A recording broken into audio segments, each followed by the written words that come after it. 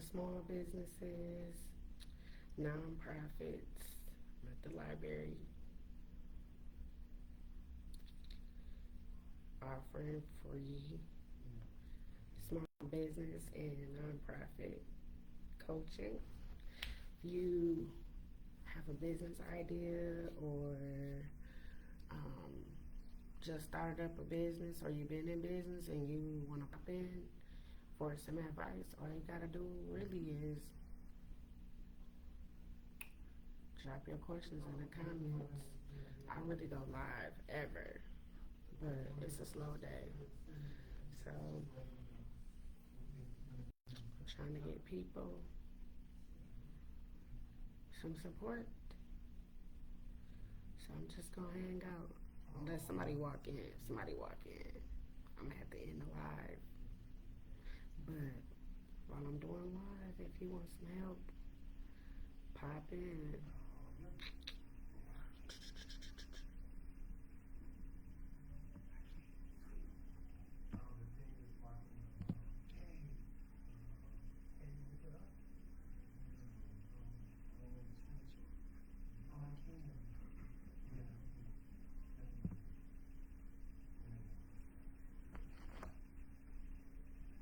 What's up? What's up? Let's see what we got here.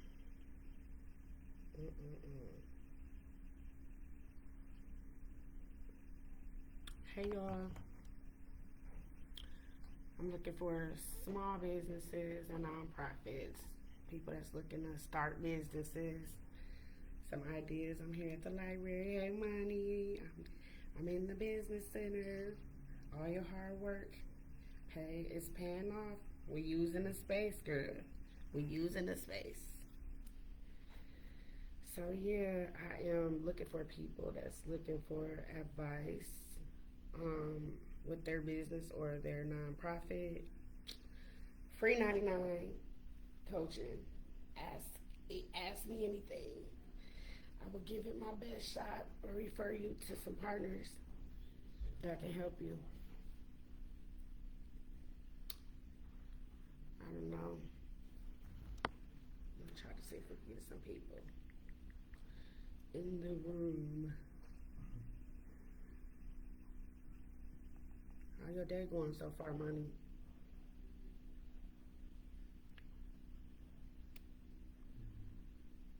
Woohoo! We out here.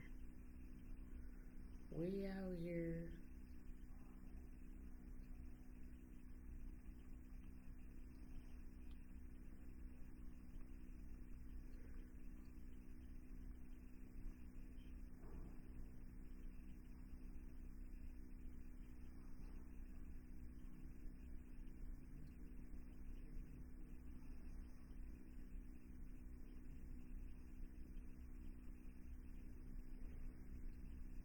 Let's see what we got.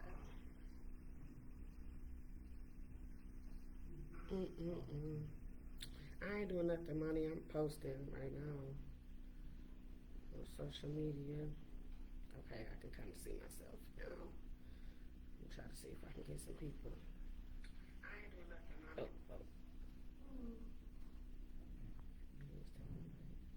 I appreciate that. I love you, girl. Good morning, y'all. I'm at the library. It was a rainy, gloomy day. I wanted to stay in the bed, but I gotta show up for my clients. But I'm doing free drop-in business coaching at the downtown library, and no one's here right now. So I was like, okay, well, let me go live and see if it's some people um, that are at their computer that see the live that are thinking about starting a business, just started a business, might be in business, looking for some advice. A lot of y'all know I've been working with businesses for a very long time. I've been an entrepreneur for 18 years and run both the nonprofit and my business as well. And I am just giving the information away, whatever. I've coached over 1,200 people, one-on-ones, and there's patterns and strategies that we see, and I'm like, share with the cousins, help people out. So if you have a question about a business idea or any type of advice, let me know. Um, I'm taking any questions. Y'all know I'll never ever go live, so like maybe I know how to do something. I don't know how to do a lot, y'all, with this other than answer questions. I've gone live in the past before. I know that they will let you add people to the live, but I really wasn't prepared for that. But I am here, free business coaching. You guys, what questions do you have? Whatever, marketing, funding. Just want to make sure we get our community on the right feet. I noticed that when I coach people one on one, there's a lot of important steps that people miss in starting their business, and obviously that's one of the reasons why I became a coach, because I didn't have one. I made a lot of mistakes, a whole lot, and so really is just want to give back, you know, and if I can help someone not have as long as a process to figure out strategy to grow my business and my nonprofit, I feel good about that. So let me know if y'all have any questions or anything. I'm gonna be here for another hour, and unless someone stops in to coach in person, I can pretty much just take any questions that you guys have on here. Um, Let me know. If not, that's fine too. I'm just making myself available. Um, this is one of the formats that I coach in. That's like part of my business model. I actually do not coach directly to people for a multitude of reasons. One of the reasons is that I try to find partners that value small businesses, understanding that small businesses are the backbone of the economy, right? People get job coaching, career coaching, and training, and then guess what? They want to work at a business. And so they are interconnected, and it's important to me to really make sure that we're not just strengthening people who are looking for jobs, but also strengthening the businesses that create the jobs. So that's why I'm here. So let me know if y'all have any questions. I'm just hanging around here. Y'all got no questions? Y'all gonna be like, this boring? It's gonna be a boring live. Hey, Sean. Sean's Deals. Want to grow these businesses. Yeah, that's pretty much it, y'all. Like, I love this opportunity. It's a great opportunity to partner with the library. Like, if you never ever, if you don't have anything, zero, zilch, anything, like, the library should be your first place to go to start your business. I'm talking about you can check out a hotspot, you can check out a laptop. Them two things help get you started, but they have so many trainings, classes, resources, programs, digital, books. They subscribe to all of the major magazines and things that I encourage entrepreneurs to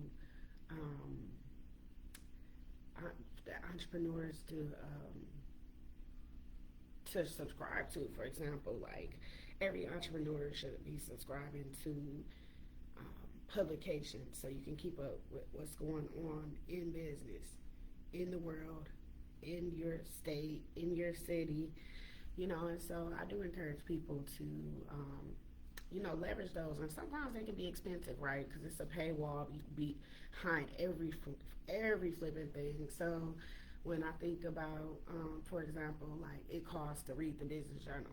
Well, that's an opportunity to me to partner with, another trusted entrepreneur that and share, split the cost and share it so y'all can both be reading it, knowing what's happening, what's the development that's happening, what new businesses are coming into the city, um, finding out what that's the first place that funding um, notifications say it's posted in the media, in the news, in the newspapers.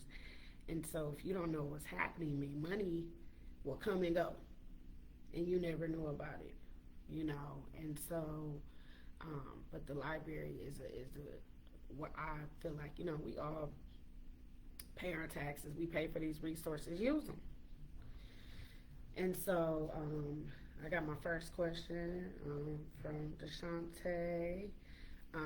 Do I know of any business grants right now? I don't know of any significant business grants. Honestly, I only know of one that I work with. I'm sure it's more, but I coach with the Chinese Chamber of Wisconsin, and they have a small business accelerator called Ignite Academy. And so they are showing small businesses how to use AI, how to use ChatGPT and Claude to grow your business, and some of these other programs. And everybody that completes that gets a $750 micro grant. But in all honesty, that is probably the most frequently asked question I get. So it's a legit question, Deshante, and I'm just gonna give you, you know me, I'm gonna keep it 100. At the end of the day, hey Crystal, hey beautiful. At the end of the day, business grants are not a sustainable source of funding. I think that people should look for grants? Yeah, I think you should look for them.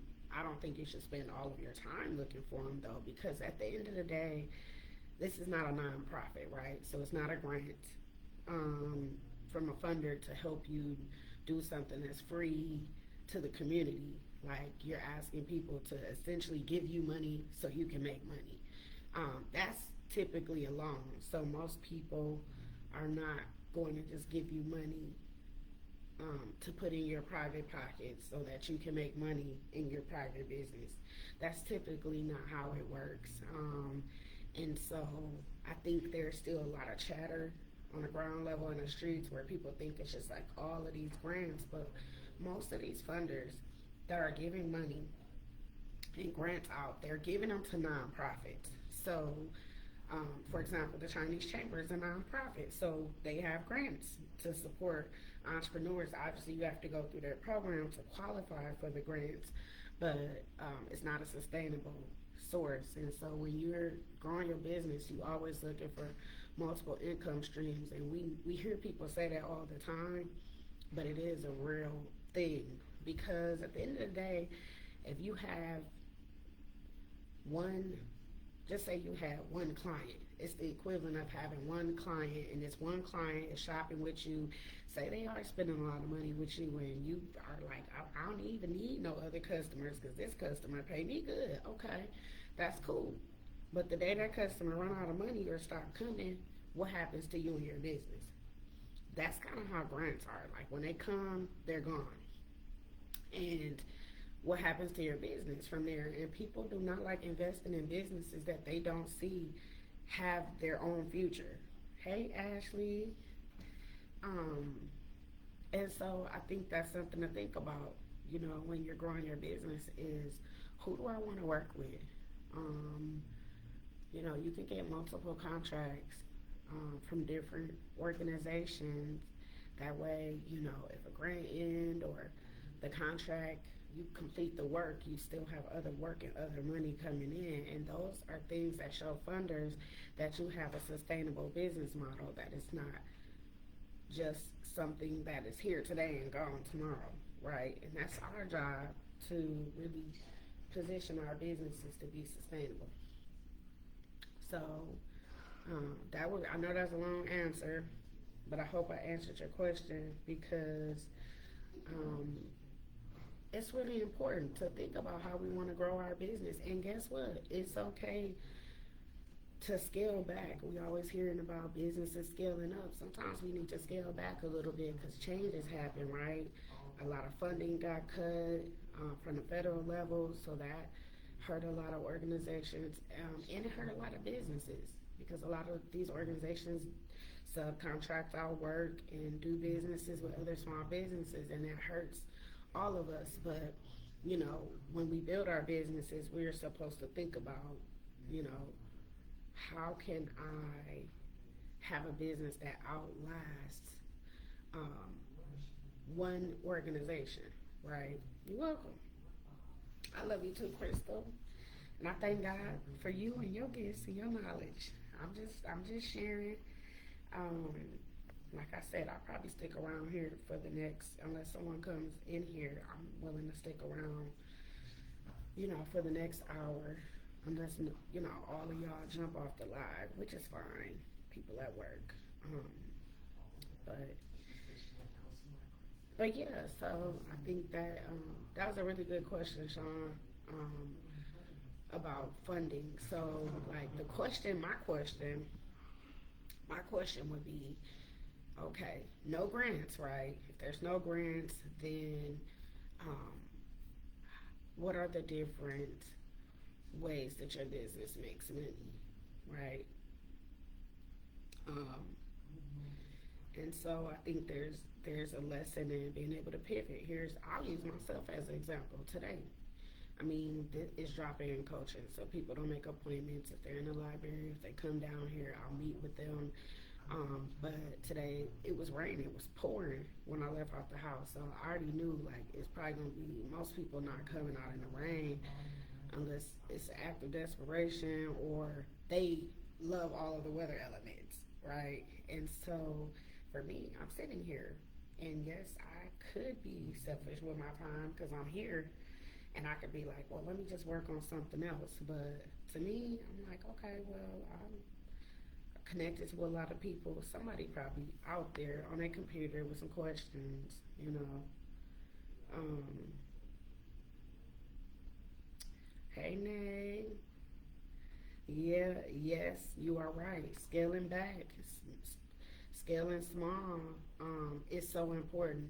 I think that's one of the things that you don't hear a lot of coaches talk about is scaling back. Like I had to scale back my business multiple times and for me to grow. And that's important because sometimes like you might have grown a business and you might have had a lot of staff, but funding is getting cut. People are, you're not able to retain the workers. They're leaving, and so like you're trying to figure out what to do. And so I always tell people like scale to your abilities. Some of our businesses are small. We're one man, one woman show, right? One person operation, and we are doing things like to me you're a food truck, for example. If you're a food truck or you are a foodpreneur, as I like to say, why do your menu need to look like the Cheesecake Factory? That's a multi-billion-dollar corporation. And so that something's not adding up. If you are one person and your menu is the size of the Cheesecake Factory's menu, that's not going to be sustainable. Anybody in business know that's not going to be sustainable for multiple reasons. For you, trying to cook and keep up with all that, keeping up with the pricing of all that, food that people aren't buying going bad. I mean, this is how people get desperate because they spent all their money. Now you got people getting sick because you're trying to mix the new meat with the old meat, and just the desperation that people do. And I mean, I don't support it, but I can understand how a person is thinking like, oh my God, I just spent all this money. Let me hurry up and try to get this out the door. It's multi levels to that. And I think, we have to really decide in business, like, what is your ultimate goal? Because I know sometimes, like, growing up, having a hard knock life or not really having a lot of income in your family is always like we gotta get this money, we gotta get this money. But here's the thing: what if you never become this multimillionaire? What if that was? What if that's not in the plans for your book of life, right? Where do you find happiness in what you do? Where at what point does making money, satisfy you? Do you need to have a yacht? Or would you be cool just being able to afford to get plane tickets and go to waterside vacations, right? You have to really think about that because to me, when people set their goal on something, that determines everything about how you move in the business. And so if you're always chasing money, chasing a dollar all the time, then I think that affects like your overall happiness. And so, um, that's really my question about it. That's it.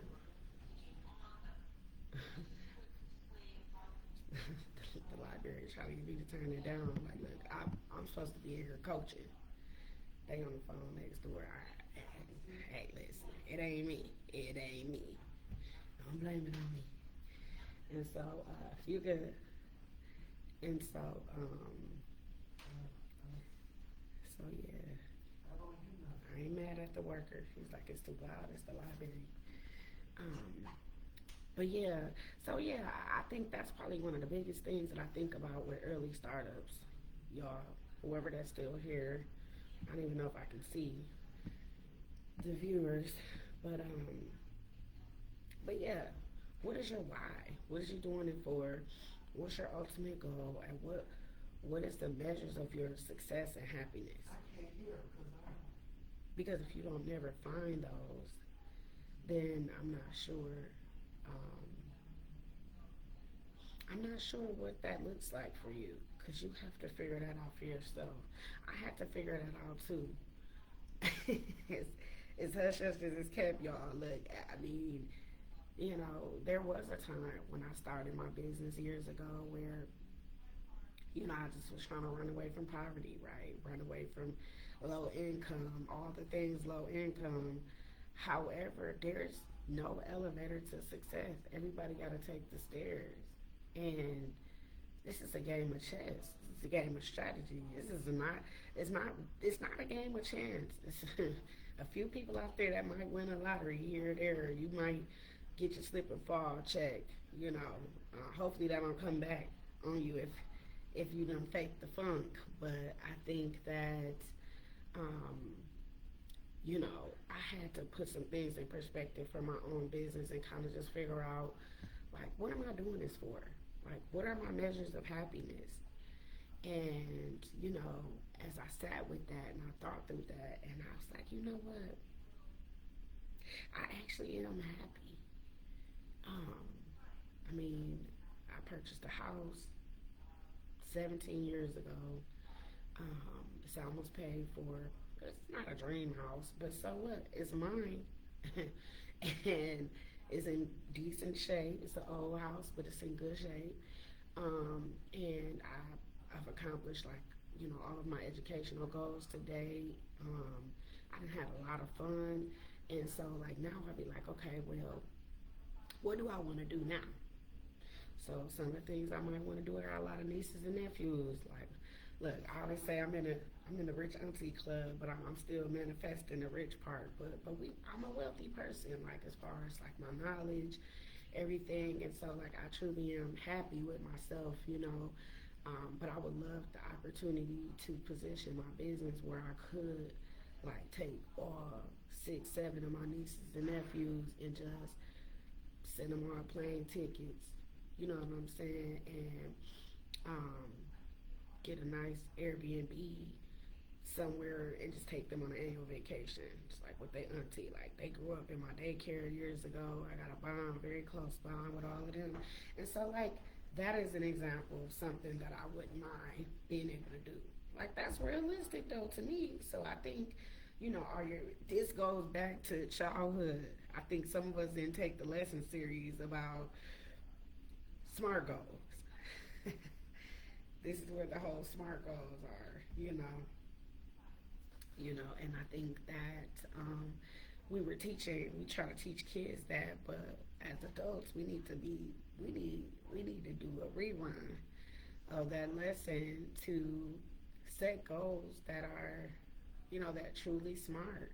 You know, are they, for me, smart goals, are they strategic? Are they timely? Are they realistic? Are they attainable? Um, I think uh, those are the things, the concepts I think matter the most. And you carry that with you in your business. So, yeah, those are my thoughts on um, really, because that's the foundation. That's how you gonna move, like based on your goals and what are your financial goals. What are these different things, and that is gonna determine. Um, that's absolutely gonna determine how you move in your business. Um, Ain't no guarantee that's gonna, you know, turn into, you know, um, a massive empire.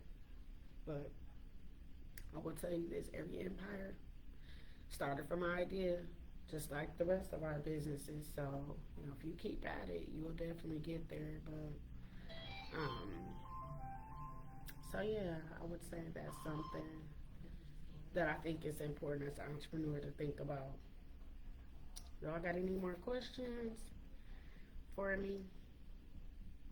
Small business, nonprofit ideas. Um, I do a lot of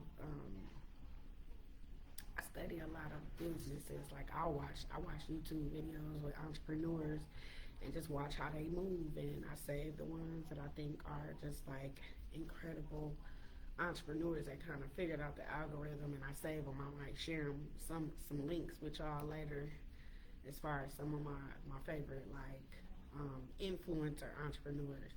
But they really making double money because they giving us an insight into the business that they run. So that's a business in itself, the whole content creation. But then they're actually running businesses too. I think it's genius. Again, that's two revenue streams right there. Pam, hey Pam. Thanks for coming on Monday too. I'm so glad to see you. Pam said, I agree. That was something that I learned in college, but I struggle with goal setting. Oh, absolutely. Absolutely. I struggle with goal setting, um, a lot too, especially, um, especially I would say, um, just follow through. Maybe I would say follow through, but um, or would I say follow through? Not follow through. I think mine is more so writing things down because I have a lot of ideas and a lot of things. I don't be writing stuff down, so sometimes I miss things like that. But I would say it goes. We just have to think of everything like iterations. That's what goals are. Like you have a big gigantic goal, just like you have your business idea is gigantic, right? You have an enterprise. You might have like a Oprah, Tyler Perry vision for your business, but it's going to be built in iterations. It's not gonna unfold just like that. And so I often get a lot of people that I coach. They'll come in with a laundry list of ideas, and notes and just been all of this stuff, but like haven't done anything. And that's one of my biggest caveats is, you know, if you watch Shark Tank, I don't care how great their presentation is. They do this whole presentation, in front of the sharks, and the first question that the sharks always ask is how much money did you make? And so that is the separation between the idea person and the person that's manifesting the idea. They want to know not only is it, are you manifesting it, but is this something that you think is a good idea, or is this something that the community feels like is the greatest thing since sliced bread? And I see that a lot too. Matter of fact, I had one. It makes me think of this one young lady that I coached with before. This lady actually, when I was coaching with her, yeah, this was like in the beginning of the pandemic where everybody went virtual. So she didn't have the background blurred off. And this lady had so much stuff in her background. Like, it looked like a thrift store or something. I didn't know what was going on. I actually had to just ask her about it because it was like kind of, it was just right there. It's kind of distracting. Like, what you got going on? You know, I mean, I think the lady had a store in her house. And as I was coaching with her, she told me that she had actually opened up a store, a clothing store, and like essentially went out of business. Um, she wasn't selling things, couldn't meet the rent, and she had all this inventory, and she took it back home, basically. And so, as we kept talking, with what came out of our coaching session was that she actually built a store of things that she likes, not things that people are looking for. And that is not as uncommon as you would like to think. I have a lot of people who, because they're good at cooking and like, um, you know, they will go out there and they'll start a restaurant, and they'll find out after we're talking that there's only two things on their menu that's flying off the shelves like hotcakes. And my advice is always like you need to remove all the other stuff off the menu. Maybe rotate a new dish here and there, but you need to literally give all your energy to the stuff that people are actually coming to buy, because it don't even make sense not to, like, why don't you fill up with your, continue to restock the shelves with stuff that people aren't buying, right? And so that's something that makes me think about that too. So yeah, I mean, I got stories for days, but this y'all time. I mean, I'm happy to tell a story if you ask me to. But I mean, if y'all have any questions, y'all, I don't care if it's like, what are some trends that I see, or you know, it don't have to be. It could be about things that I'm seeing. You don't have to ask a question specifically about your business or your nonprofit, but if there's a question that you're asking, that you just want to ask me as far as things that I see or things that I recommend or anything like that, I'm happy to answer those questions too. And while I'm here, I got about 45 minutes more. And like I said, as long as no one comes in here, I'm going to just do this live drop-in coaching, giving advice. What else y'all got for me? What you got for me?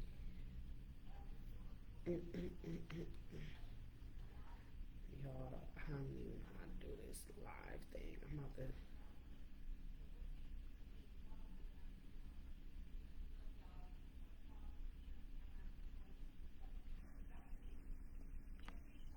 Let's see if that works. So, hey, Akaya. Thank you as well for gracing the stage with all of your wisdom and entrepreneurial experience. That's my girl.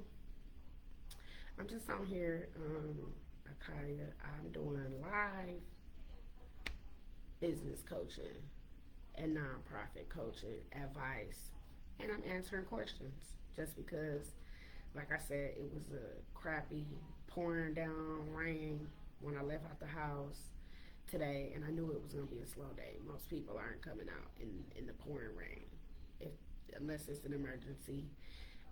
And so I said, okay, well, I'm still gonna show up in case somebody's here, because some people like the weather and the rain, you know. I do. I like the rain. I don't like being out in it too much, but I do love the rain. Um, but so I was like, okay, well, if don't nobody come, then I'm gonna go live and see if there's anybody in my network that has some questions about entrepreneurship or small business or just any questions to me about things that I'm experiencing on the coaching side. So yeah, that's what I'm here for. So, um, but I'm just sharing little stories too about things that I'm seeing. Um, I would say, um, if I have to just say something off the top of my head, if I don't have any questions, any questions, any questions.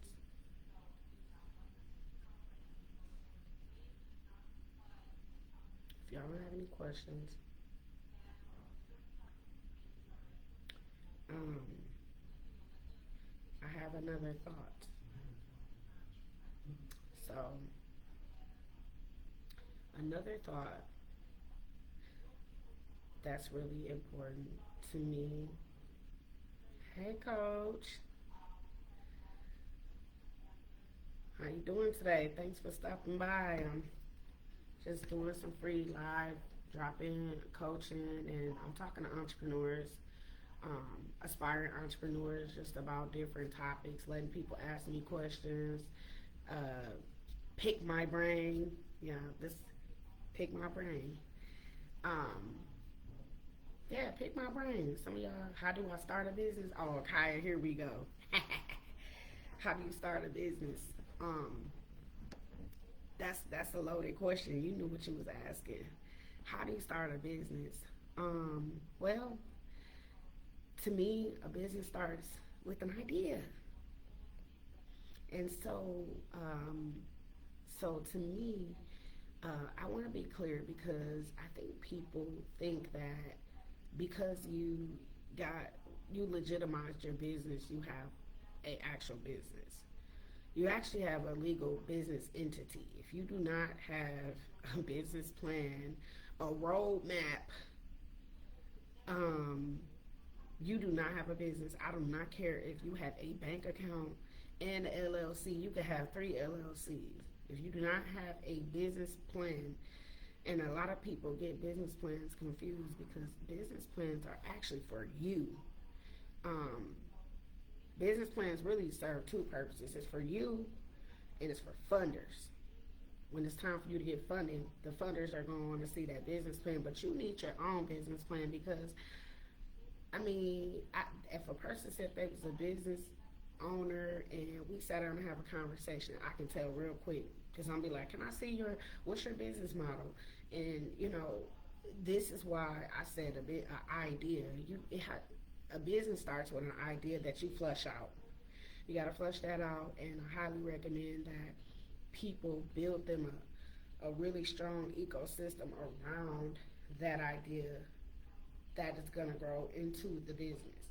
And so when I say ecosystem, we're talking about getting connected and participating in all of the business serving organizations that you can possibly engage with. So I'm talking about WIBIC, BizStarts, any of the chambers of commerce, Wisconsin Economic Development Corporation, um, and there's a multitude of even economic development corporations, business improvement districts. Like there's a huge ecosystem to support small business, but it starts with an idea that you should flush out. And so I don't think no one um, should necessarily tell someone what they should be doing. If someone has an idea, I mean, I think my job is when I coach, their clarity sessions. That is your idea, and if I usually just kind of pick your brain and ask questions to see essentially if you're able to answer all of the legitimate business questions that help a business grow.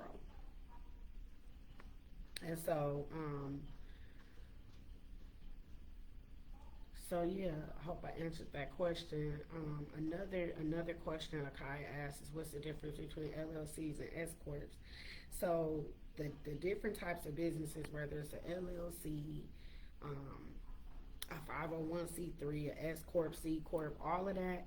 It is. I am a certified financial health counselor, nationally certified financial health counselor, and one of the first things that I will tell you, the difference between business entities is has to do with taxation, and I'm going to refer you directly to a licensed, um, or um, they have some type of credential with the federal government or the state, to either be a finance professional or a tax professional, because that's who you should be going to about your business entity, how it's set up for your taxes and whatnot for the future.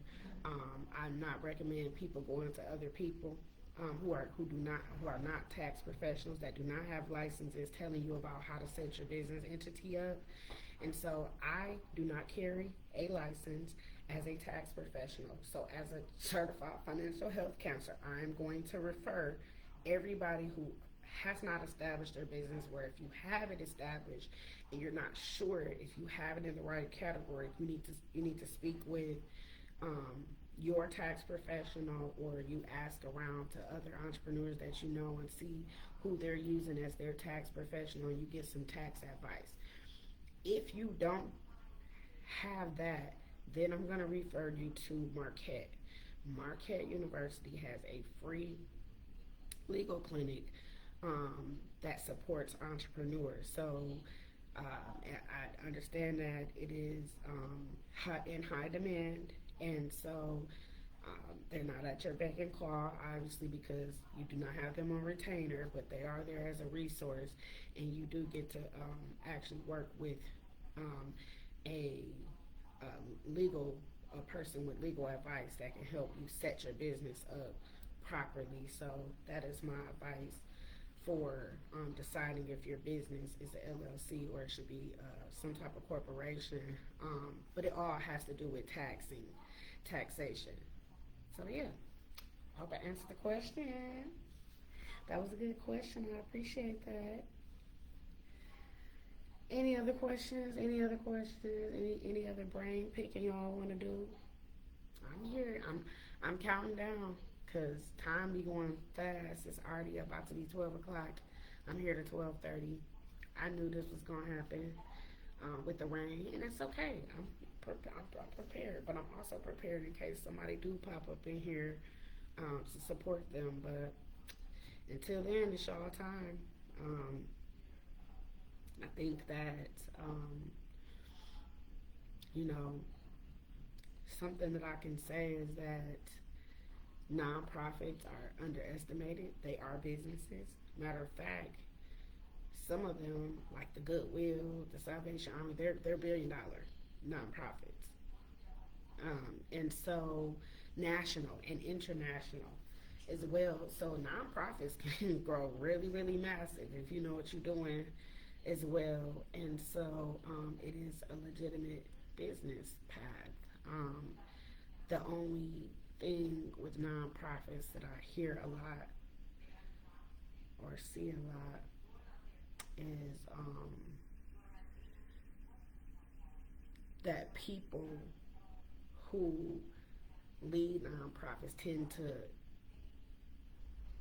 to say I own a nonprofit, and you don't own the nonprofit. Um, you might lead it or operate it or even run it, but you don't own it, and you have to be very careful with those words. But you are a founder, and founders can be founders whether it's a for-profit or non-profit. So be careful what word choices we using too, so you don't confuse people and throw people off. Um, Akaya said, "Thank you for explaining that to me and letting me know what your expertise are in, because sometimes we feel as though we need to have an answer for each question a person asks us because we are in business." That's legit. Yeah, I mean, I'm the queen of referrals. I'm always gonna have an answer, but it's not gonna always be like you said, me saying, oh, well, I experienced this. Oh, I know that. Well, there's a lot of things that I absolutely do not know. And I'm not ashamed about it. But things that I do know, I'm always going to send people, the right people to support them. So that's my goal. So what else y'all got for me? My baby in a crate at home right now. So I'm representing my baby. I'm a dog mom. Smoky Teddy P. Sharp. So yeah, what else y'all got? What else y'all got for me? Free nonprofit and small business advice. And I'm also letting people just pick my brain. So if you just want to pick my brain, pick my brain. I don't let everybody pick my brain. I think that is a strategic planning session. I should be able to invoice for that, but not today. Not today. So, um, yeah, it feels good to just, extend myself and just for all that we all go through, to just, be strong in mind and spirit to continue helping our brothers and sisters. And so, yeah, whatever, we're all growing together. Like, I'm here. I always use myself as an example because I'm not exclusive, but I am here because I am also growing my business alongside all of you. I strategically partnered with the library. I threw my hat in the ring, and I'm like, if they choose me, this is a great partnership. And it is, and that's like I said, it's a game of chess. It's a game of chess all day long. You gotta out strategize or strategize yourself to, um, always stay sustainable in an ever changing society, especially right now with all the tech. Oh my goodness. I feel bad for anybody who, like, just even in a year from now, that still haven't touched AI yet. It's here, and it been here, but it's moving really fast. So, um, take the time out, y'all, and start to, leverage AI to grow your business. And I know that'll look different depending on each person, but some of y'all self learners, get you a course, get in you a course. Some of us want to take a class, take that class, and leverage that. I mean, the amount of time that can be saved. And I say this too as someone who's an environmental practitioner. Yeah, AI is not. It's moving fast. They're using water. There's almost everything right now is harmful. The air harmful, the food harmful. So I mean, you gotta eat to live, and eat as best as you can within your circumstances. I say the same thing with AI. I mean, use it for the good. I mean, if you just want to play on it and stuff, and you know, I mean, there's nothing we can do about that. But if you are just playing with it, making caricatures and cartoons, not understanding the implications it has on the environment, then that's still, we can't assume that everybody is, knows about the environment. But the best thing you can do is learn about it, share the information with other people, and they have to make the decision on, how much stewardship they're gonna engage in on that particular topic. So, Tammy, hey Tim, it's my cousin in Mississippi. What is your best AI recommendation for business? I can't say I have a best AI recommendation. I use a lot of tech tools for my business. I can share with you. I'll answer that question from the perspective of things that I like, but I don't have necessarily a better recommendation because people pick the stuff that fit what they like. So things that I use that I love that helps grow my business is I use the Google Workspace. And yes, I'm well versed in Microsoft. I do have Microsoft Office and Teams and all that stuff if I have to use it. Zoom and all these other platforms is fine, but I like Google Workspace the best because Google, um, for me, they intentionally created a product that absolutely um, is a great contender to the Microsoft Office suite. And they you charge an arm and leg. We used to get that free. You get a little trial period. Now you ain't getting it at all. You got to pay for it. So I like the Google Workspace, um, which is a step above Gmail. So you pay for it to get your actual business email address, but it has like Gemini built into it. I love me some Gemini. I use Gemini as a note taker. So when I do virtual meetings, I'm able to transcribe. If I don't want to record the actual meeting, I transcribe the conversation, and it within minutes after getting off the meeting, it sends a summary of what we discussed, and that's important to me because I'm neurodivergent. I have ADHD, and which just means I have multiple competing thoughts. Everything is an important thought to me, and I'll forget. Um, I'll get overloaded with information. I'll forget some things, so it helps me focus on the conversation, not taking notes, and trying to focus on the conversation. I can be hands off, fully engaged in the conversation, and when that meeting ends, this program automatically sends a summary. I love it so much. Hey, Doris. Hey, girl. Hey. Um, and so I like Gemini. I absolutely love ChatGPT as well. We also use a program, Claude. I have not delved too heavy in Claude, but my clients have and they love it. But I also love Canva. Canva has AI features that I love as well. Um, is that when I'm using? And then, obviously, it's a lot of other like programs and things that I use for different things. But I would say those are probably my top ones that I use the most. Um, so, um, so yeah, I think explore, see what you like, what fits you best. But those are, the ones that I like. I know sometimes people use Firefly and all these other different types of note takers. But I like that the programs that I use are all Google products. Like YouTube is a Google product.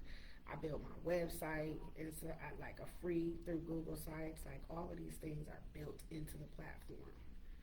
So I think I got an entrepreneur here. I might have to be ending with y'all in a second. Let me see. I'm not sure. Sorry. I just making sure she looked like she was heading this way. She went back the other way. Okay. So yeah, I think so like I said, yeah, the Google Workspace is it for me. I love collaborating with my partners. Like we'll do a Google Docs that all of us are working in at the same time, flushing out a grant proposal or we're working on a project together. I love Google Sheets. I'm able to keep my spreadsheets. I can create Google Forms and embed those forms, registration forms, into my website. That is also a Google Sites website. I can integrate YouTube, which is also a Google product, Google YouTube videos into it. I'm a big fan of the Google Workspace. So thank you for letting me rant a little bit, Tammy, about that. But that's it for me. Good question though. Yeah. Any other questions?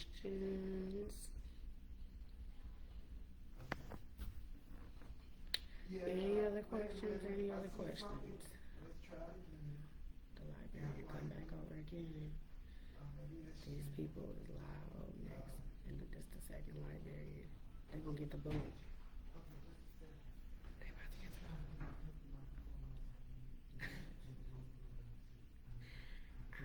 the library. Look, they still want to be quiet. Like, I got permission to talk in my room.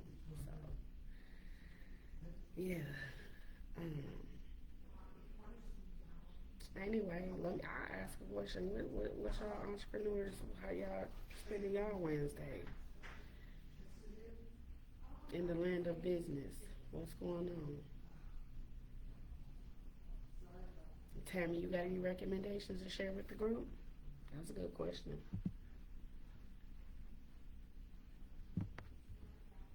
Mm-mm-mm-mm.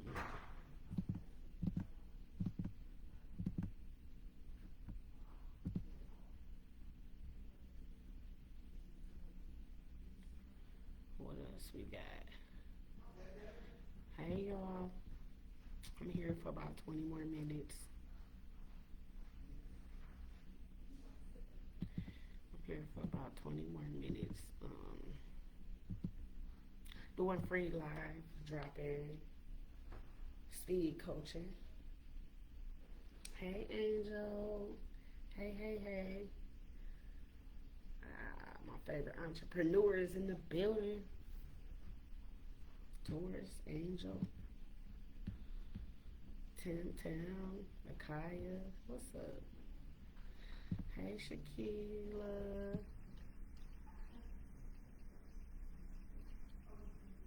Um, it's good to hear from you, girl.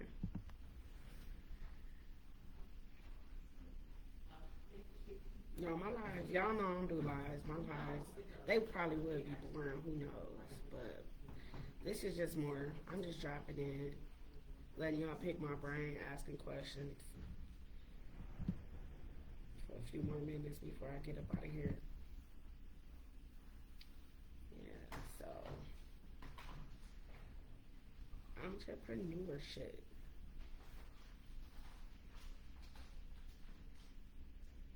What y'all got? Any more questions? Absolutely. Angel said making a balance between work and running a business is not for the weak. That is so true. It's not. Like, people make it look easy. But my pastor always used to say, you see the glory, but you don't know the story. And that's so true. Don't ever. That's why people should be careful about saying I wish I was doing that. I wish I was like that, baby. You don't know what the people going through. Accept your journey. Them people might have just painted a smile on for the day. um, Doris is preparing for graduation treat tables. Let's go. Yes. Y'all ain't never seen a treat table. It looked like a grazing table, like a big charcuterie of all of the treats in the game. And Doris, y'all gotta check her out. Go to her business and check her out. The Vaxfus portable parties. I love it. I got the Vaxfus experience before as well. But yeah, working and running a business, Angel. I mean, speaking on that, I will honestly, I would recommend people keep their job every single time over quitting your job to go full time into business, because I feel like you need to transition into the water, you know, before we gonna just throw you in the lake, let you start swimming. You need a little transition, so maybe put you in a wading pool first. But yeah, I think there's I think there's always a legitimate argument on both sides, rather entrepreneurship and working. I think that they should coexist. I don't think everybody should be an entrepreneur. I'm sure y'all agree. You can look at businesses and talk to people in businesses and literally be like, why are you even doing this at all? And you know, but there's also security in a job. Like, you gonna get your check every 2 weeks, baby. I mean, period. Businesses don't work like that. You ain't getting no check every 2 weeks. You know, a lot of these contracts are set up where you gotta wait 30, sometimes 90 days to get your check. Um, you know, and it's true. Uh, it's mid June. Um, I'm still waiting on a invoice to be paid out from like early May. So I thank God I do have other things to focus on, because if I was waiting on that payment, oh yeah, I'd have been in the dark without. but um, but if you scale your business, um, that's why I had mentioned earlier, scale your business to your ability, um, so you're not overwhelmed. Um, Especially if you have a job, and you don't need to be overwhelmed. Um, Scale your business to your ability, and I think again this also goes back to your business model. What is your business model? What is your you know people don't really know their business model at all. Most people, when I ask them what's their business model, they say, "Well, what you mean? That's it right there. You should be able to answer that question and be honest. You need to know your business model." Um, and but but for me as a coach, sharing your business model with me is safe. But I don't recommend people tell everybody their business model, because business models are often proprietary. Sometimes they're not, though. They're just things that we know that work. Everybody's, there's a lot of people using the same business model because it works. But, yeah. So, Lolita, hey, cuz. She said, I agree. I'm still working full time and run my business part time. We're working towards my first degree in business. I like that, and I agree with that, Lolita. You know, that's my cousin. She has an awesome event planning business. I got to also utilize her services for my brother's funeral. She'll appreciate you for that. Um, but yeah, I think that you understand that you running your business in your free time does not diminish you as a business owner. It does not make you less of a business owner or less than of a business owner. You're doing it right. You're doing it at the scale of your ability and your time availability. That is extremely smart. What you don't want to do is overpromise and underdeliver. People who overpromise and underdeliver need to be out of business. I'm gonna just be honest, because all you do is create mistrust. People, you know, go on Facebook, blast you. Then you're not prepared for crisis communications management. They never took a training or a class, um, and so now you got people that you thought were professional that's arguing like folks off the street, you know. And so I think that is extremely important to make sure that you scale your business to your ability, and that is the most important thing about business. You are not supposed to run a business that you cannot manage. What is Everything is wrong with that photo. Everything's wrong with that story. Everything's wrong with that picture. You know, um, and so um, yeah, think about that. And I think some businesses should stay small. Every businesses don't need to be a corporation. Everybody's not trying to grow a Walmart. Some of us want a private, small mom and pop shop. Think about some of the businesses around the community. Some of the greatest businesses that stay small. It's like a bake shop on like in River West on Center Street that's been there for years. It's car shops that I saw that they were showcasing during Black History Month that have been around for 50 years, right? They don't want 50 car shops and 100 employees to manage. They want that, homegrown customer service. So you have to think about what your model is. Is it memberships? Is it online sales? Is it a mixture? You need to know what yours is. Okay. Um,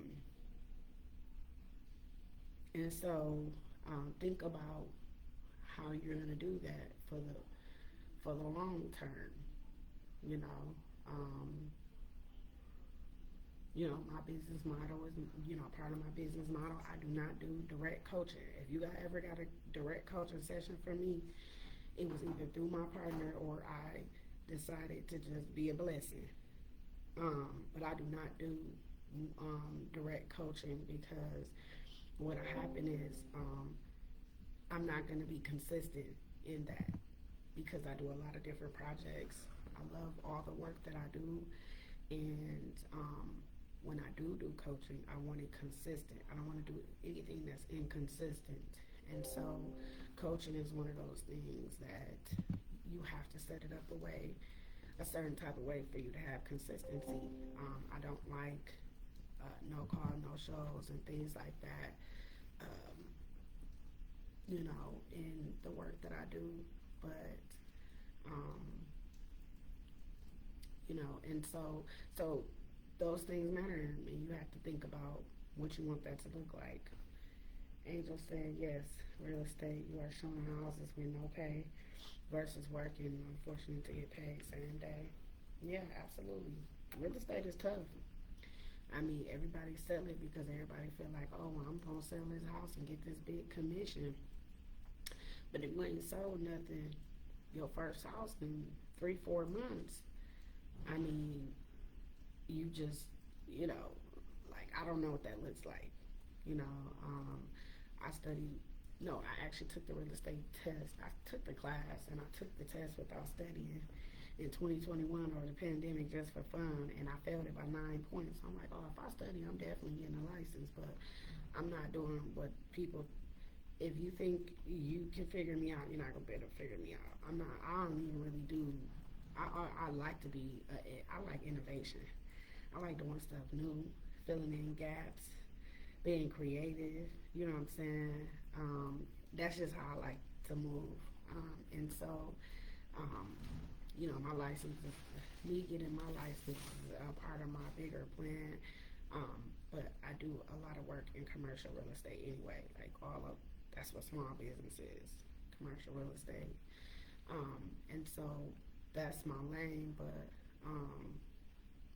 yeah, it's tied to the projects, but I would never just go because somebody else said, oh, I sold a house and I got $20,000. Listen, I don't care what nobody say, what it look like. I ain't trying to live nobody's life at all because there's a lot of people who got $1 million and ain't got nothing to show for it. It's a lot of people who work in for $20 an hour and they got more in the bank than people that make $85,000, $90,000. So listen, stewardship. It's people that's just in general they're better with their money. So I think about that. What else? 10 minutes. What y'all got? We got 4 viewers left. What y'all got for me for the last 10 minutes before I wrap it up today? This was fun though. I'm gonna do this again if I have another slow day.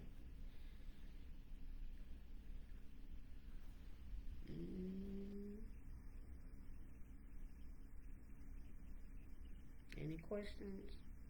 Any questions? Any takers? Any takers?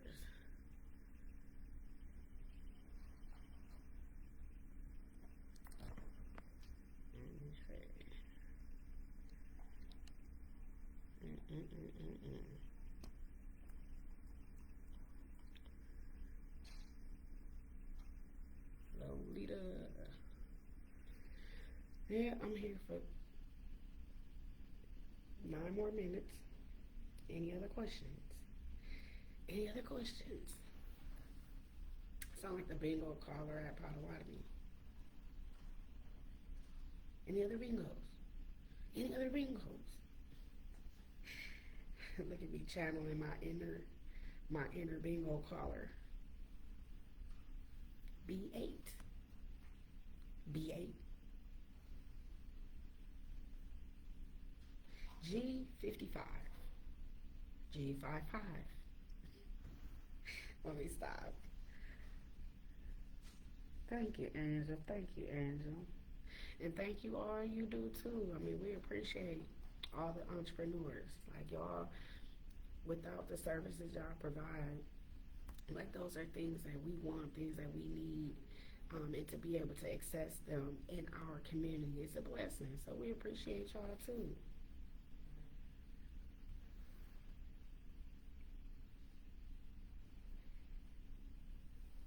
That's a good question, Doris. You now you cutting up now. You is cutting up. Doris said, "How do we move Milwaukee out of the worst place to have a black-owned business?" That's a good question. I mean, it's funny though. It's a good question, but it's interesting that the answers are right in front of us. We just don't do it. Number one thing we do um, wrong that doesn't move us, that does not move us out of um, that label is that we do not engage in cooperative economics. Cooperative economics is a Kwanzaa principle, and to me, it's one of the most important Kwanzaa principles ever. And what happens is we work in silos. We work, we try to, and you hear people, well, I'm gonna do me and mine. I'm gonna do me and mine. That's not how it works. It's just not how it works. There's no such thing as an independent man and an independent woman. People are by design interdependent. We need things from other people. We need resources from other people. Period. And as long as we have people that want to operate in silos, then we don't have the collaboration that you see other communities do. And I know it's like, you know, um, you know, kind of like pounding on, walls that don't move, right? To have this conversation, but it's important. We need, if you think about, you know, our African ancestry, we, the marketplace is ours. Like you go to any African country, you're always gonna find a marketplace. And at the marketplace, everybody's at the marketplace selling their stuff, right? And so, you know, we need to really truly create our own marketplace, like a real marketplace. And we do not have a real marketplace just for us. I feel like, we wait around for other people to create things that they think we should have. They may invite us to the table and say, hey, do you want this? Do you want to do that? But ultimately, it's their money, and they create spaces that I think that, you know, satisfy their funders and their personal and private investments and things like that. And we might get, that may throw us a bone. At least that's what I typically see. And so if we were able to, literally, get I just like, my wildest dream would be like getting the old Walmart or something in Midtown and turn it into a big marketplace that also has a full hall too, like a mini mall, but just have a whole lot of businesses that otherwise cannot sustain their own brick and mortars, be in a space, and have a marketplace. But then it's not just the marketplace; it's our businesses in general. We don't spend with each other. We don't support each other the way that we should. We hold ourselves accountable to a whole different level than we other counterparts. Um, and I think also, uh, we have to stop making people our customers that aren't our customers as well. So we could probably go on and on with this topic, but off the top of my head, I would just say those are some things that I'm convicted to share based on experience, um, and my own little private little wish list. So that's a good question, daughters. Um, Thank you, thank you. Lolita asked a good question too. Do you think it's better to small business to lease or purchase a building? That is an amazing question. I've done both. I've done both. I've owned and leased, and I think that that goes back to the conversation I was talking about earlier. Is that both sides? It's a great argument to be made on both sides. It's just that it's just like you and I, Lolita, can both talk about. We both rented before, and we both own. We could say we love owning, but there's also a different type of liability that comes with owning. So, like when you saw all the floods and the rain, if you were hit with that, unfortunately, like my dear friend Angel here on the live, no one's legally by way of a lease, right? Gonna come and bail you out as a homeowner, and I think that is the same perspective I think you need to bring to the table when you think about leasing and owning. Think about what are weigh those pros and cons, weigh the risks of liability, right? And also understand that when you own the building and you run the business, if something happens to your building, you got to stop business to work on that building because that building, is housing all of your equipment, or it might have human beings or children inside. You got to handle, and you got to have the money to handle the building. If you have a lease, somebody else is on the hook legally to get in there and take that, or you can take that to court. Your business insurance can take them to court for not having their stuff together. So the argument can be made on both sides. Just like when it's your building, you can do what you want with it for the most part within zoning or license and regulations. You can run your hours, however you get approved. You can kind of like run your own show too. It maybe doesn't have as many limitations as you leasing a space and the owner's like, yeah, you can only do this or that or this here. Or whatever the case may be. So the argument can really truly be made on either side. It just comes down to you. How much, if something happened, weigh those questions. If something happened to the building, are you ready to get the roof put on? Do you have foundation issues with this building? Do you have the money and you ready to get the foundation together? Just like your house, right? So you have to think about that. I think that when businesses are young, they should definitely not purchase a building unless they have a full business plan that supports that. And I think that I'm not sure if your business is expanding, but I would say from what I know about your business in terms of event planning, I would be very careful because that's one of the businesses that I have seen.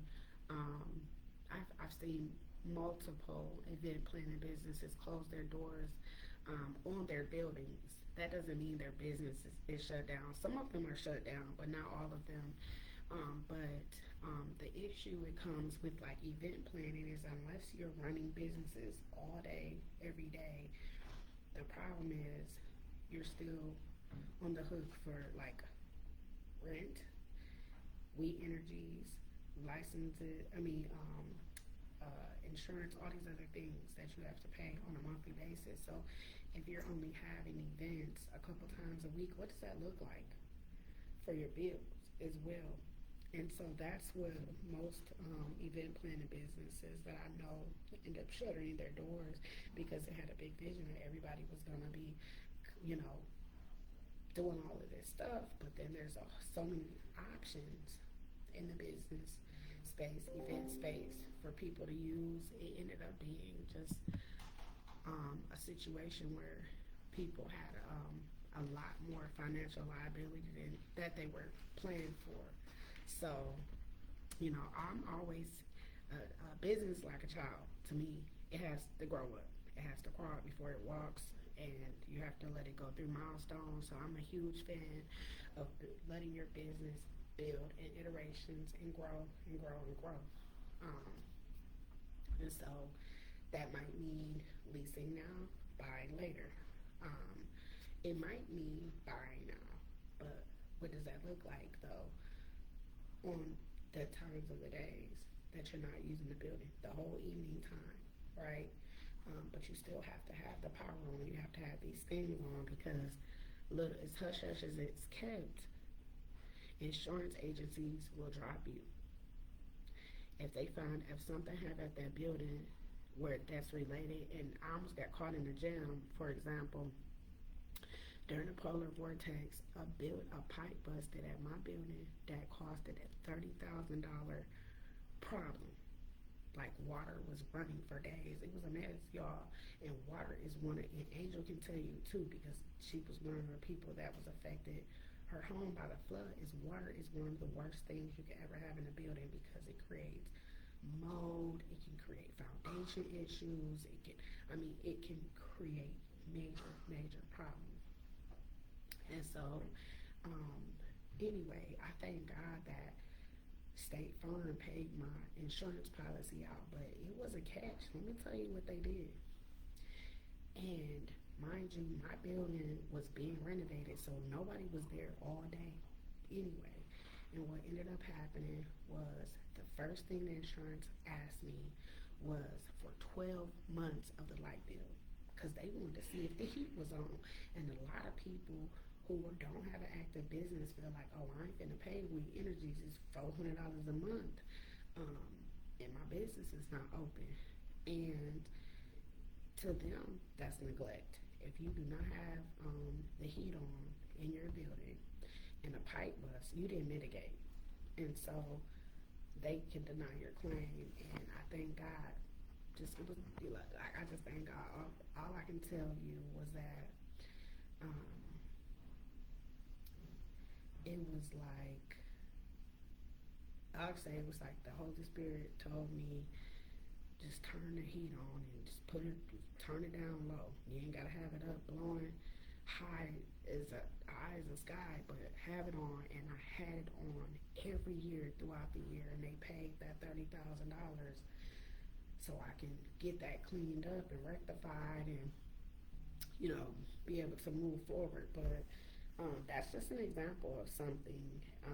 And I assure you, $30,000, had I not got the insurance paid out, that was it. No way I could have paid that because I was already just put into the building and the business wasn't open yet. So getting slapped with $30,000, yeah, tapped out for sure.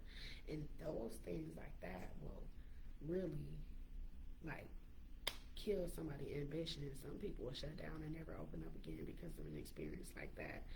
PTSD related to small business is real too. Anxiety related to business is real. Mental health related to business is real. You got to take care of yourself. And I learned the hard way, but this time it is all about self-care is first. My business is not healthy unless I'm healthy. And so yeah, so I think I will close with that. I hope that I answered all y'all questions. It was fun talking to y'all. I'm glad y'all came and popped in and stuff today and all the good stuff. I want to read Angel's comment before we wrap it up. She said, yes, definitely know what your insurance cover and don't cover. Now I have to go through litigation and get paid for coverage. I had insurance, but insurance is refusing to pay. And yes, you still have to pay the mortgage, tax, and insurance, light, gas, etc., while paying to live somewhere else. Yeah, people do not understand until you get into the situation. But you know what, Angel? Listen, before we go, I'm going to tell you this. God said all things work together for the good of those who love him, and that's called according to his purpose. So guess what? Don't count out that this experience isn't going to turn into your favor, because it is. It may not look like it, but it is. Hang on to that mustard seed of faith. Look, tie a knot and hang on, girl. It'll work. It's going to work out. I promise you. Because God's voice, his word does not come back void. So today was great, talking about business, small business development, nonprofit. Thanks to all of y'all for coming through and asking questions. I'm honored to be Milwaukee Public Libraries Entrepreneur in Residence for 2026 and supporting entrepreneurs in our city. And I appreciate y'all, and I hope y'all have a beautiful day.